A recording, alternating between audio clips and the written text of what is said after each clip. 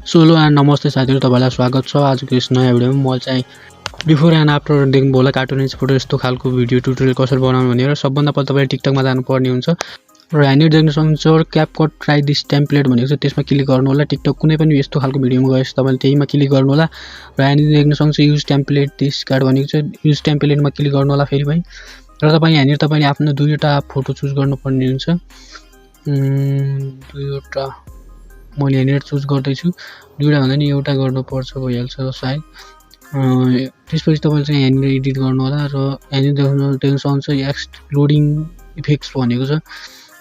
केही समयपछि तपाईको भिडियो चाहिँ रेडी हुनेछ, देख्न सक्नुहुन्छ। प्ले गरेर हेर्न सक्नुहुन्छ तपाईले एकचोटी हैन। र यहाँनिर देख्न सक्नुहुन्छ फाइनली भिडियो रेडी भइसकेको छ। तपाईले पनि यसरी बनाउन सक्नुहुन्छ र ट्युटोरियल चाहिँ यही नै हो।